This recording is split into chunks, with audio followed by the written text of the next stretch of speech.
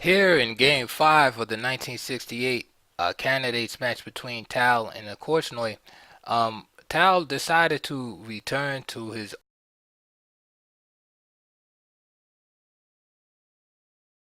white pieces for the first time in the match against Korchnoi.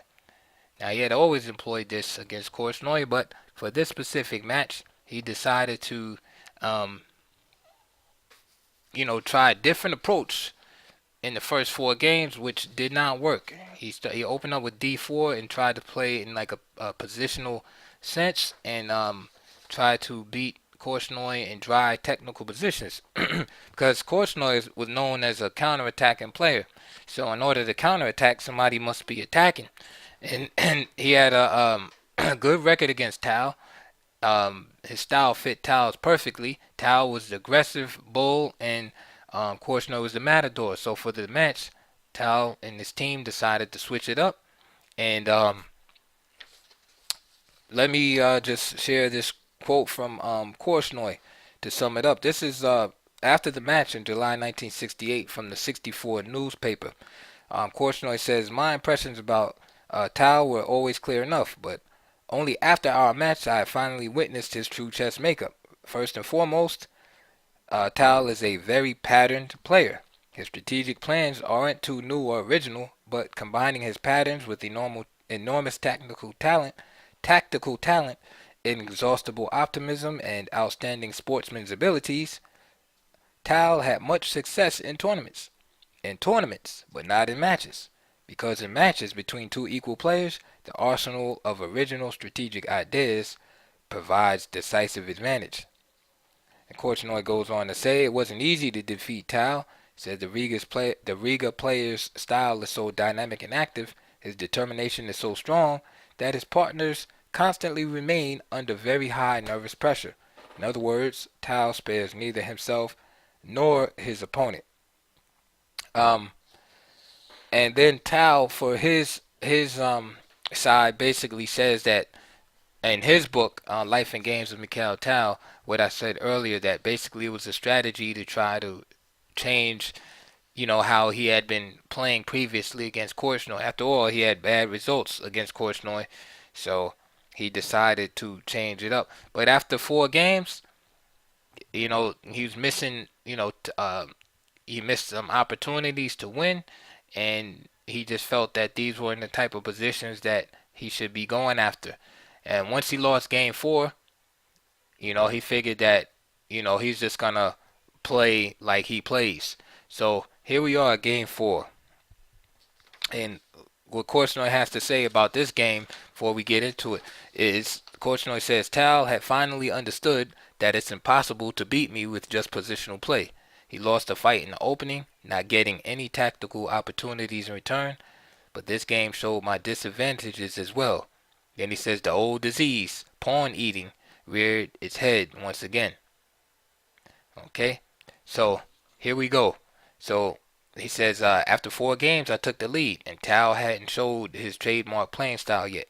He did it in the game five. So here we go. Tal returns to e4, and we have a Roy Lopez, and Korchnoi plays the Shigorin, tried and true, tried and tested, c5, d4. Shigorin's is a good opening. It's just not as popular nowadays. That knight sometimes has trouble finding a good place. Knight on a5, that is. So knight bd2, knight c6, d takes, d takes. Often you'll see the move d5 also a lot nowadays, just closing the center. But Tal, of course, being Tal, opens the center.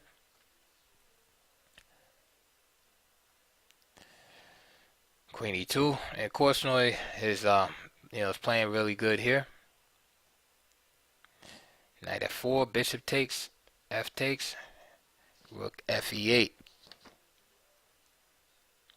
bishop g5, and Korchnoi has a good position. Equalize with the black pieces. Knight d2, knight d2, knight e7, and here Tal wants to cause a skirmish, taking on knight f6, play knight f6 and open up the king side. So knight d5, b3, knight takes c3, and now knight takes f6. So very provocative move in order to be able to play knight takes f6. So there's Tal being Tal. Was the sacrifice good or not? It's one that you gotta look at it with the ending. But this is his idea, to get attacking chances. So this queen e3, c takes, bishop takes, and now king h7. Because the h6 pawn is on prise, so now king h7. And here's Tal's plan, is rook ec1. Of course, many grandmasters would have been content by playing bishop takes f7, queen takes f7, and queen c3, with like a small minimal advantage. But Tal doesn't, that's not his style. So he wants more. So he builds up, plays rook ec1, and now b4. And Tal had a plan up his sleeve after b4, which consisted of a3, which he played. And his plan was that after a5, after a5, a takes b4, Tal would play, a takes b4, and then he would play the move rook a7. And now after knight e2 check, king h2, of course the queen cannot capture the knight because then the rook on c1 would get captured. King h2, queen takes e1, queen takes e2, and again this is Tal's line right here. So queen f4 check, g3, and now rook d2, g takes f4, rook takes e2, and then bishop takes f7 with the big advantage for Tal in the position. Of course, guess what? Tal seeing over the board. But first of all, let's just say that after either rook f8 here, right? In Tal's line, he wants black to play queen f4 check, which after g3 is really no good. For instance, after rook d2, g takes f4 is just playable. Rook takes, bishop takes.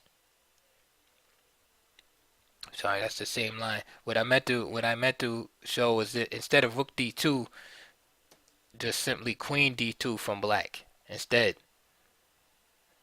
is better for black. Okay, no need for the extra move, rook d2. Just bring the queen back instead. Another unnecessary move in this line is queen f4 check. Just simply rook f8, and black is just winning there too. Not winning, but just has has a nice advantage. If the bishop takes f7, just simply king h8. But again, these are the type of complications that Tal is playing for, that he wants. Okay, so even though it's like unsound, Tal's going for this like wild position. I'm sure many of you have heard the quote about him saying you got to lead people in like a deep forest where nobody knows what's going on and stuff like that. Well, that's basically what he's striving for. Korchnoi here, being a great counterattacker, finds a great move here. Instead of a5, he plays this move e4, which Tal probably missed in his analysis. He probably just concentrated on a5. Now he just takes. A takes b4. It looks like he's just going to win the piece. But now with that pawn on e4, it allows this move right here from Korchnoi, rook d3, and seizes the initiative now from black. Queen e1. Now e3. Very powerful move. Bishop c2. And now Tal's position just collapsed. So it's kind of like punching a bully in the mouth. It's like first Tal was trying to push Korchnoi around, and Korchnoi threw him off with that move e4, and then after that Tal was done.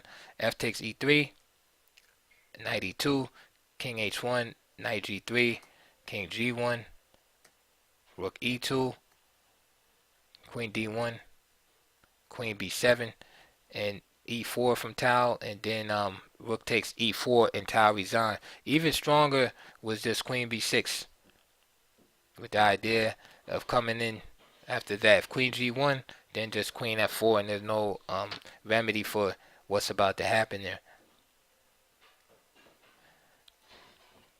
So that was a brilliant game by Korchnoi.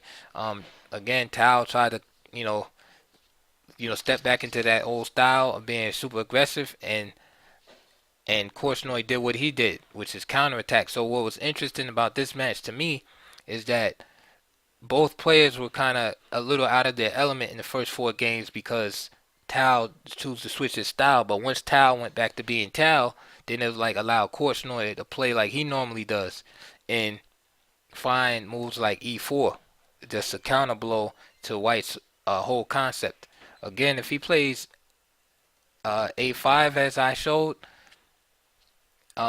is this better for and this line that Tal had came up with a takes b4 better for White ultimately, better for Black? Yes, it's better for Black, but here's the thing. Again, you end up in a position that Tal might be more comfortable with here,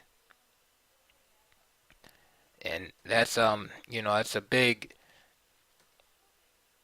task to take on. But with e4, he just played a move that he totally didn't expect, and then just demolished him. So good game by Korchnoi here. All right. So um, basically, after this game, Korchnoi is up 2-0. So we'll see what happened in the next game.